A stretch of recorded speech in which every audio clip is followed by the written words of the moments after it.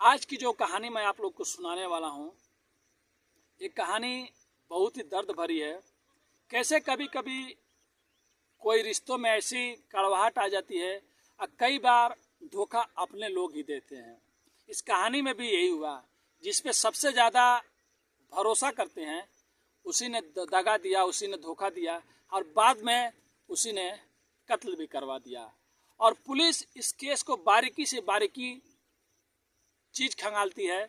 फिर पुलिस अपना अच्छे से काम करती है और उस मुजरिम को पकड़ लेती है। तो आज पूरी कहानी में उस करीबी के बारे में और पुलिस की अच्छाइयों के बारे में आप लोग को बताएंगे। तो आप लोग से रिक्वेस्ट करते हैं, अगर आप हमारे चैनल पर नए हैं तो चैनल को सब्सक्राइब, लाइक, शेयर करना मत भूलिए। तो चलिए कहानी को शुरू करते हैं। तो नमस्ते, आदाब, सत श्री अकाल। आज की जो सच्ची घटना मैं आप लोग को सुनाने जा रहा हूँ, ये कहानी मध्य प्रदेश का शहर है जबलपुर। जबलपुर का ही एक छोटा सा गांव है, जहां एक गांव में 6 भाई रहा करते थे और एक साथ में मिलजुल के रहा करते थे और बहुत अच्छे से उन लोग की ज़िंदगी कट रही होती है। और पैसे वाले भी होते हैं और रसूख वाले भी होते हैं और उनकी खेती बाड़ी भी बहुत ज़्यादा होती है और गांव में सबसे आगे भी रहते हैं। लगभग उस गांव के ज़्यादातर लोग उस इलाके के खेती बाड़ी करके अपना पालन पोषण करते थे और उन्हीं से वो लोग अच्छा खासा पैसे भी कमाते थे। बात 8 अप्रैल 2019 की ये कहानी है, जब उस गांव में जो 6 भाई रहते हैं उन्हीं में से एक भाई का एक 10 साल का लड़का जो रहता है उसका नाम बादल रहता है। और वो बादल 10 बजे के टाइम में निकलता है खेलने के लिए और कुछ घंटों के बाद घर में नहीं आता है। अब माँ खोजने लगती है चारों ओर कि मेरा बेटा गया तो गया कहाँ। 1 घंटा बीत जाता है, 2 घंटा बीत जाता है। अब 2-3 घंटा बीतने के बाद उस लड़के के पिताजी आ जाते हैं। वो भी आने के बाद अपनी बड़ी बेटी से बोलते हैं कि जाकर देखो तुम्हारा भाई कहाँ पे गया है। अब जो बादल रहता है लगभग उसका उम्र 10 साल रहता है। अब उसके दोस्तों के यहाँ भी ढूंढा जाता है। ऐसे करके 2 से 3 बज जाता है। अब 6 के 6 भाई, ताऊ, चाचा जो भी मतलब रहते हैं, सब लोग बादल को खोजने में लग जाते हैं। लगभग शाम को 6 या 7 बज जाता है। अब बादल कहीं भी नहीं मिलता है और गांव का हर एक जगह खोज दिया जाता है, खेत में भी कहीं छुपा हो बादल या कुछ हुआ हो। फिर शाम को वो परिवार, बादल के पिता माता जाके पुलिस स्टेशन में FIR दर्ज करा देते हैं कि हमारा बेटा गुम हो गया है और किडनैपिंग का ऐसा ही केस, मतलब किसी ने कुछ कर तो नहीं दिया है। अब पुलिस इस बात को बहुत सीरियसली लेती है और तुरंत जब वहाँ के थानेदार होते हैं तुरंत अपने SP को बताते हैं इस गांव में ऐसी ऐसी मामला हुई है। अब SP साहब जो होते हैं तुरंत इस मामला को संज्ञान में लेते हैं और काफ़ी पुलिस वालों को, ज़्यादा पुलिस वालों को उस गांव में भेज देते हैं और बोलते हैं कैसे भी जल्दी से जल्दी हो सके तो उस बच्चे का पता लगाओ। क्योंकि कुछ महीने पहले ही उसी जबलपुर में 2 बच्चों की लाश मिली रहती है और वो लोग भी गायब हुए रहते हैं और निर्मम तरीके से उनकी हत्या हो गई रहती है। तो जहाँ भी बच्चों की बात आती है तो कहीं ना कहीं लोग सुनते हैं कि बच्चे हैं, ये है, तो लोग का इमोशनल सेंटिमेंट जुट जाता है। तो ये बात SP साहब को मालूम रहती है और जो वहाँ के थानेदार रहते हैं कि ये मामला पहले भी एक बार हो चुका है। इसके लिए इस केस में वो लोग देरी नहीं करते हैं और तुरंत पुलिस का एक बल, मतलब टुकड़ी, उस गांव में आते हैं और पूछताछ करना स्टार्ट कर देते हैं। अब रात का टाइम रहता है, पूरे गांव में खोजा जाता है। फिर उसके बाद हर घर में खोजा जाता है, पूछा जाता है। फिर सुबह हो जाती है, सुबह भी पूछा जाता है। अब रिश्तेदारों से, गांव के हर एक लोगों से, यानी कि अब 9 तारीख हो जाता है। 9 तारीख को भी फिर सबसे पूछा जाता है और 10 तारीख को भी। अब जो SP साहब रहते हैं, अब गांव में भी शोर शराबा होने लगता है कि मतलब बच्चे 2 दिन से गायब हो गए और पुलिस कुछ भी कर नहीं रही है। 10 तारीख को भी फिर से पूरे गांव का सर्च किया जाता है और हर एक घर में फिर से जाके चेक किया जाता है किसी ने छुपाया है तो नहीं, किसी ने कुछ किया तो नहीं, लेकिन बादल नहीं मिलता है। तीसरे दिन की सुबह सुबह कुछ लोग आते हैं, पुलिस वालों को बताते हैं कि गांव से दूर एक घर है और घर से बदबू आ रही है, दुर्गंध आ रही है। पुलिस वालों को एक्सपीरियंस रहता है, वो लोग समझ जाते हैं और पुलिस की टीम जल्दी से वहाँ पे पहुँचती है और कुछ लोग पहुँचते हैं। फिर देखा जाता है कि वहीं पे एक बोरी पड़ी है और जब बोरी को हिम्मत करके खोला जाता है तो उसमें से बादल की लाश निकलती है। अब पूरे गांव में शोर मच जाता है, बवाल हो जाता है कि कौन किसने ये कांड किया है और बादल को ऐसी हालत में करके डाला है। अब ये देखने में पता लग जाता है कि जो भी घटना हुई है लगभग 60-70 घंटे इस घटना को, लाश को देखकर हो जाता है कि 3 दिन 2 दिन पहले ये घटना, मतलब जो भी अंजाम दिया है कर दिया है। अब और बवाल मच जाता है। अब जिसके घर में वो लाश मिला रहता है वो एक घर उसी गांव से दूसरे गांव में एक रहते हैं, उनका नाम रामजी रहता है, उन्हीं का वो घर रहता है। अब सडनली ऐसे तो किसी के भी घर में कुछ पीले तो उन्हीं लोग को जिम्मेदार माना जाएगा।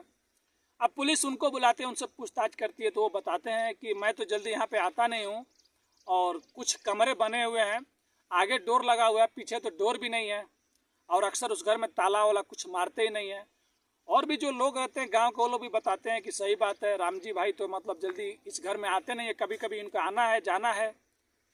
अब पुलिस रामजी का पूरा बैकग्राउंड, पूरा कॉल हिस्ट्री, हर एक चीज़ चेक करती है, लेकिन क्लीन चिट निकलता है, मतलब कुछ नहीं निकलता है। लेकिन इधर दबाव हो जाता है गांव वालों का और घर वालों का कि कुछ ना कुछ तो रामजी है, इसलिए उसके घर में लाश मिला है तो उसका ही गलती है। अब पुलिस को समझाना मुश्किल हो जाता है कि रामजी क्लीन है, उनके ऊपर मतलब आरोप गलत लग रहे हैं, उनका हाथ नहीं है, लेकिन उनके घर में निकला है तो कर क्या सकते हैं। अब पुलिस बल बुलाती है और उसके बाद फिर से पूरे गांव को सर्च करती है, क्योंकि बाहर का आदमी अगर कोई आएगा, अगर कत्ल करेगा तो उस लाश को गांव के बाहर रूम घर में कैसे क्यों रखेगा। हो ना हो ये कोई गांव का ही है। अब पूरे घर का चेकिंग होता है कि कोई हथियार या कोई क्लू मिल जाए, कोई सबूत मिल जाए, लेकिन पुलिस को कुछ नहीं मिलता है। अब पुलिस फिर दोबारा रामजी से पूछताछ करती है और रामजी के भाई लोग से, जो उनके रिश्तेदार हैं और जिससे जिससे पूछताछ हुआ रहता है, तो रामजी का एक भतीजा रहता है। जब पुलिस फिर दोबारा सबसे पूछताछ करती है तो जब उससे पूछताछ करती है तो अपना बयान जो पहले दिया रहता है वो बयान दूसरी बार कुछ और देता है। अब पुलिस को उस पर डाउट हो जाता है और पुलिस अपने तरीके से पूछना स्टार्ट कर देती है। अब जब पुलिस अपने तरीके से स्टार्ट कर देती है तब एक नाम सामने आता है और वो नाम सुनकर सब पुलिस वाले चौंक जाते हैं। रामजी का भतीजा बताता है कि हम 3 आदमी हैं जो एक साथ में जुआ खेलते थे और एक मैं हूँ, एक मेरा दोस्त है, और जो बादल मरा है उसका एक बड़ा ताऊ है, यानी कि बड़ा पापा, वो भी हम लोग के साथ में जुआ खेलता था। और हम लोग कहीं गए थे जुआ खेलने के लिए और वहाँ पे जाने के बाद हम लोग कई लाख रुपए जुए में हार जाते हैं। अब वो पैसे चुकाना रहता है, इसके लिए वो लोग हम लोग को परेशान करते थे। तो हम लोग तो कैसे भी इधर उधर से करके पैसे देने के लिए सोच रहे होते, लेकिन दे तो कहाँ से दे। अब जो बादल का ताऊ रहता है वो कुछ पैसे घर वालों से लेकर दे देता है। अब ये तीनों लोग प्लान बनाते हैं कि हम लोग कैसे भी करके या तो कहीं पे डाका डालेंगे, या तो चोरी करेंगे पेट्रोल पंप पे, या बैंक को लूट लेंगे। फिर बाद में लोग सोचते क्यों नहीं हम लोग किसी को किडनैप कर लें और अच्छा खासा पैसा भी मिल जाएगा।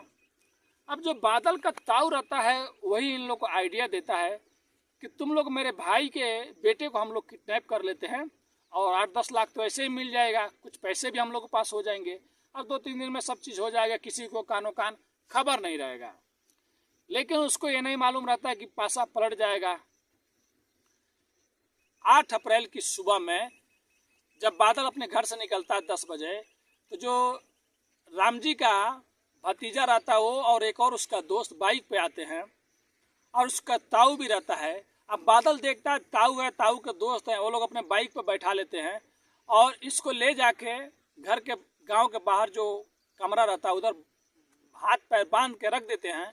और उसके ताऊ से एक गलती हो जाती है, वो अपने मुंह पे मास्क लगाना भूल जाता है और अपने भतीजे के सामने वैसे ही चला जाता है। अब उसको वो लोग बांध कर वहाँ से चले जाते हैं, लेकिन बादल के मम्मी पापा और घर वाले सब कोई ढूंढने लगते हैं, लेकिन जब बादल नहीं मिलता है तो शाम को जाके पुलिस में रिपोर्ट लिखवा देते हैं, FIR दर्ज करवा देते हैं कि हमारा बेटा गायब हो गया है, शायद किसी ने किडनैपिंग कर लिया हो और आज ही की बात है। अब जब इधर पुलिस में रिपोर्ट लिखवाया जाता है तो बादल का ताऊ और वो दोनों लड़के सब कोई डर जाता है, कब तो पुलिस खोजबीन करने लगेगी और ये लोग पकड़े जाएंगे और पकड़े जाने के बाद इन लोग को जेल भी जाना पड़ेगा। फिर उसी टाइम में लोग रात को लगभग 9 या 12 के बीच में जाते हैं और उसमें से दोनों लड़कों में से एक लड़का जो रहता है, पहले से उस पर एक मर्डर का केस चल रहा होता है और वो बादल का गला घोंटकर मार देता है।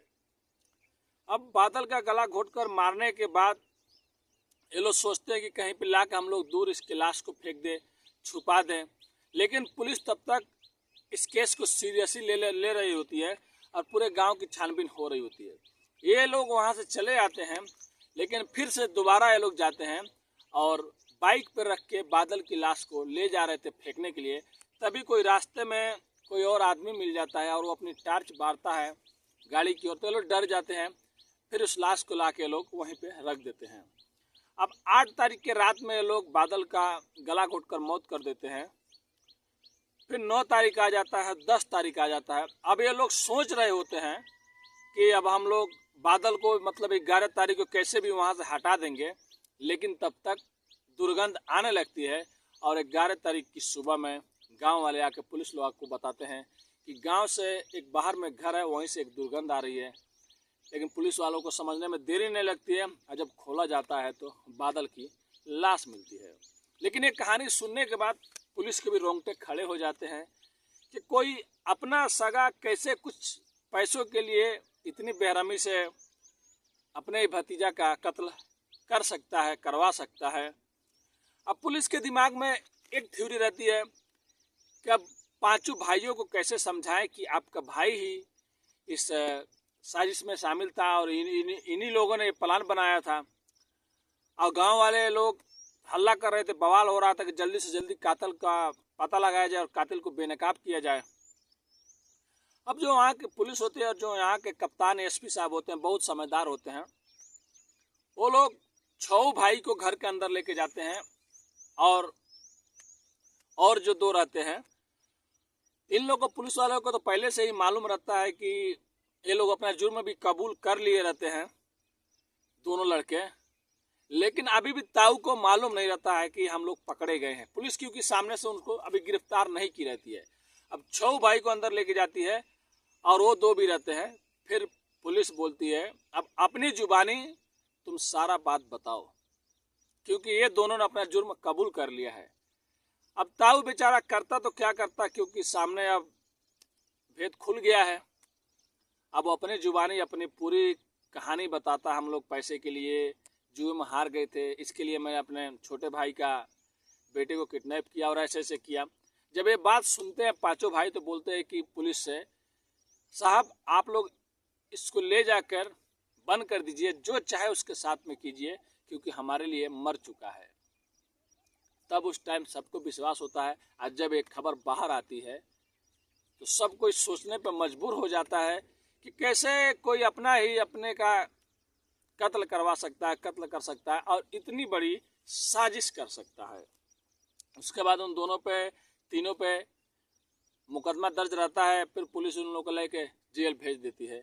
तो आज की कहानी यही थी दोस्तों, कैसे एक मासूम बच्चे का जान चली जाती है और जो आरोपी होते हैं अभी वो जेल में हैं।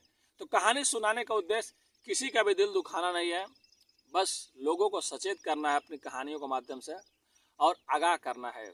अगर आप भी किसी पर विश्वास करते हैं तो सोच समझ के कीजिए, क्योंकि बादल ने भी उस दिन विश्वास ही किया था अपने ताऊ पे, और जो 2 लड़के आए थे उन लोगों को बाइक पर बैठ गया था, क्योंकि उस दिन बादल भी उन लोगों पर विश्वास किया था, लेकिन उन लोगों ने बादल के साथ में विश्वासघात किया था।